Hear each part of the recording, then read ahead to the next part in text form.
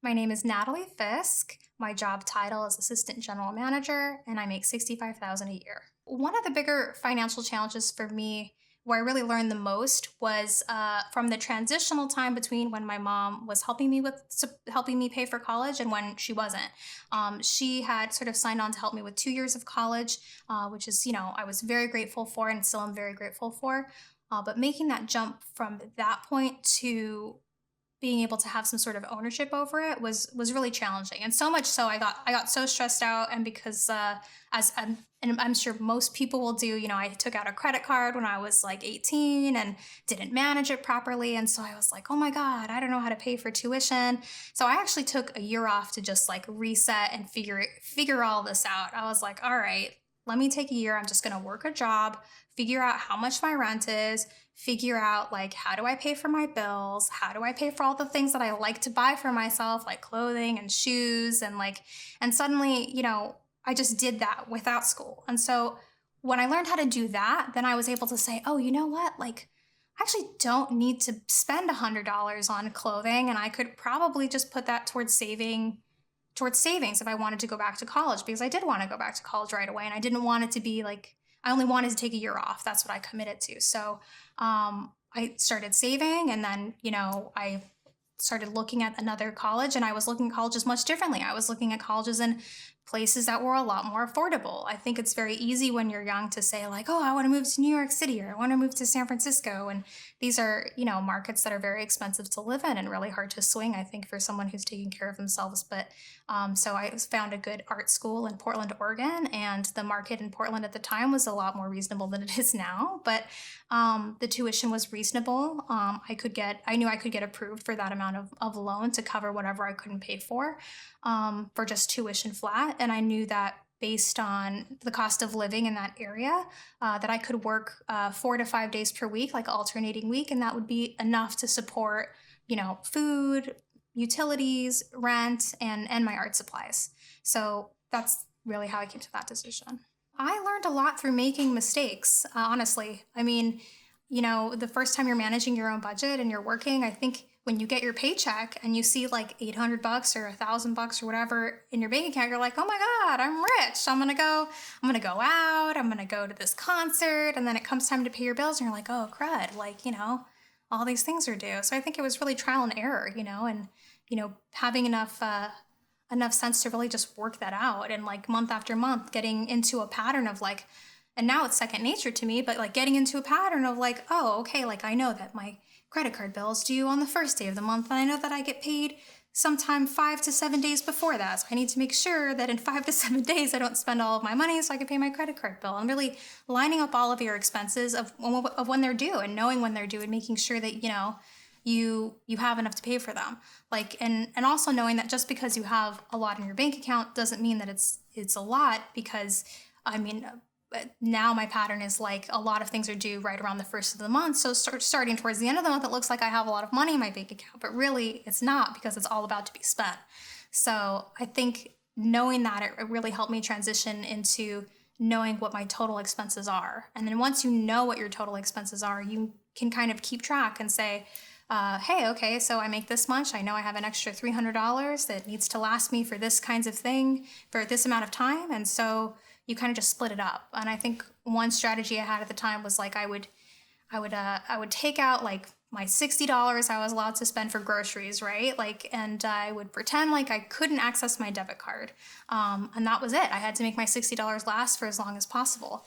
You also get really good at grocery shopping. I think it's like, if you go to the grocery store and you buy like a kale salad for $9, like when you're 18 years old trying to work your way back into college, that's a very poor choice, because you can easily buy an entire 5-pound bag of rice for like $4. And to that, you can add protein and vegetables, which you can also buy in bulk at very cheap prices. And once you know how to kind of like feed yourself cheaply, that frees you up entirely, like so much. And then you're really able to, save money, or just, do other fun things that you want to do, or just, work your way towards going back to college, which is what I did. And to be prepared to just take on the whole college thing again, I did a lot of reading.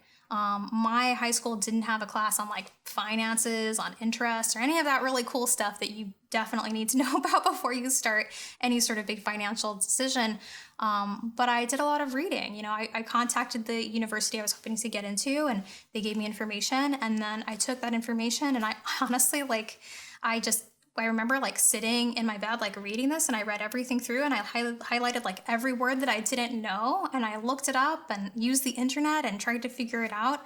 And then just, tried to make the best decision I could with the information that I had. And so I felt much better about going back into it because I had taken the time to really understand what it was. And so the way that I financially managed it was that I actually just ended up taking out loans for tuition only, because I had sort of figured out what I needed to make in order to pay for things like food and rent. So I actually went to school full time and I worked full time. So yeah, so it was just for tuition only for loans. I didn't do any extra loans I know sometimes they can give you more money and then you use that for rent or for housing. I also lived off campus. And I lived with roommates, which is a much different scenario than living, say, on campus and part of a university's program. So that was, I could save money there as well. When I first moved to New York, I lived in Queens for 2 years. I needed to get approved for an apartment. There's a little bit more availability in Queens. When it comes to livability in the city, Queens is very affordable. The neighborhood was great, but I did want to be in Brooklyn because I felt like there was more of a creative hub in Brooklyn.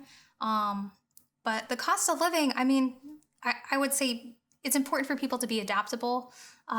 For example, I just moved from Williamsburg to Bushwick because the rent got raised by 33%.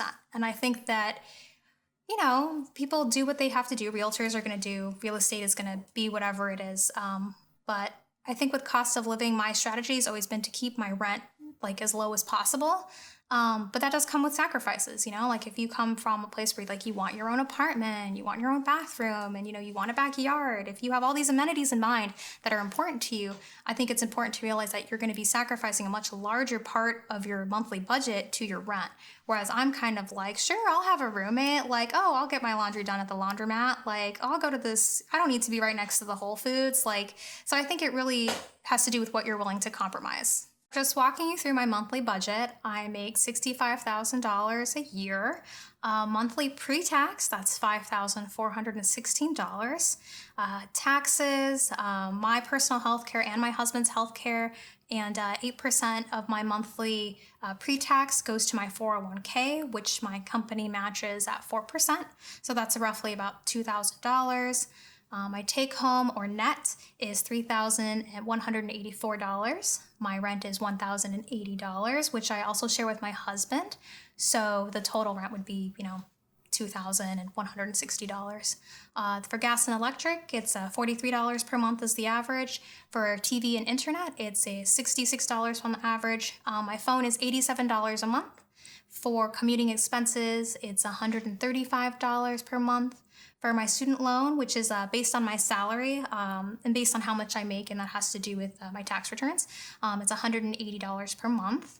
And then for the credit card, it's $450 per month, which is mostly wedding expenses, which my husband and I aim to pay off by January.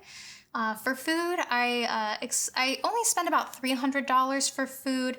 My husband actually gets very excited about food ordering programs, so we're subscribed to like a couple of different companies who send out like ramen, or food from Japan, or like different kinds of stuff. So that's, that kind of, I'm trying to just keep up with the amount of food that he's buying.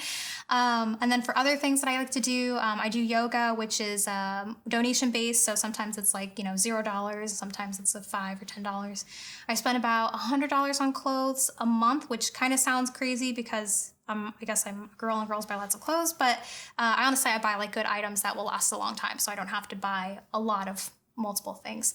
I spend on average about $70 a month on art supplies.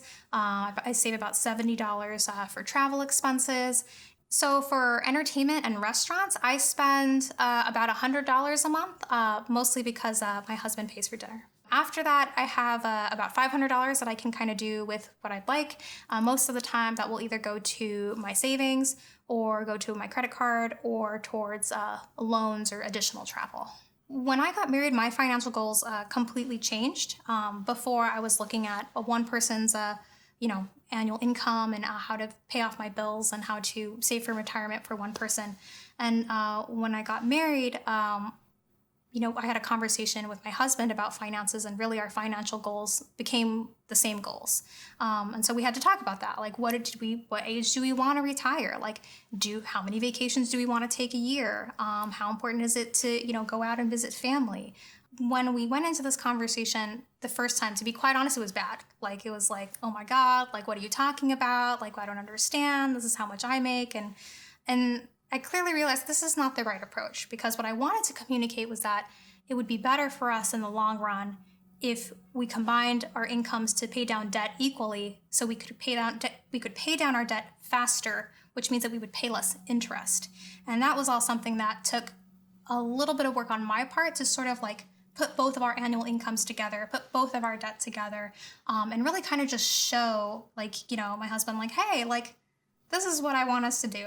I think it also depends on the person you're speaking to. I think my husband was very much like, oh, I'm never going to own anything. Like, I'm always going to be in debt kind of person. And he really was not in very bad shape at all. And so it was a matter of just like, kind of like also informing him in a very delicate and like supportive way that, like, hey, like, you're in a good position. Like, we can actually be in an even better position and actually maybe potentially do all these things that you think that we can't do.